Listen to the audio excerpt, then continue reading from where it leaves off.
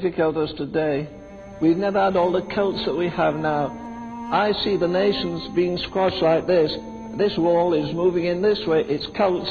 This way, wall is moving this way, it's the occult. And these things are rampant. My dear country of England again, in the last 25 years there have closed 600 branch churches of the Church of England alone, leave out the Methodists and others. But in the place of 600 churches we have now 600 mosques. The greatest revival in the world right now is amongst the Muslims. Why? Because they're prepared to die. You can't scare them. We're prepared to die. Our folk are not prepared to live. Sure, they'll come to a camp, they think, right, horses, or play tennis or some other thing. I know there's nothing wrong in that. But where's the passion? It's young men that see vision. I'm not trying to escape it. I'm going to tell you before God, I'm in my 83rd year now. I have a bigger fire burning in my belly, if you like, of my heart than ever in my life. And I'm determined by the grace of God to wage war. And I say, I've got young men coming 300 miles to our prayer meeting. That's my consolation. I know that Manley's stirring people in his area, Bill in his area. Still, God has a remnant, but the remnant is not enough.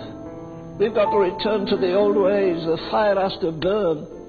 Dear God, the prayer meeting has to become the most attractive thing in the church. You fire the deacons. When I went to the last church, I was there and said, listen, every deacon has to meet me half an hour before the service. Any meeting. Friday night we meet at 9 o'clock and pray till midnight. You tell me about Spurgeon. Paul was showing me a little book the other day. Yes, sure he was a great man of it. Do you know in all the 20 years he was in that church, he never once made an altar call? Do you know what the deacons did for him? They went in the side room where he prayed and wept and groaned before God. Every time he went in the pulpit, the deacons put their arms over his armpits and carried him to the door to get him on the platform. One old lady that visited him, knew him, told me about his prayer life. It's amazing. And no man is greater than his prayer life. I don't care how many church members he has. Somebody told me the other day, you like a favourite verse. I've known drumming around a bit. But you know, I think the greatest honour, I don't have any doctorates, either begged or borrowed or burned or anything else. I have no degrees. You can have 32 and still be frozen.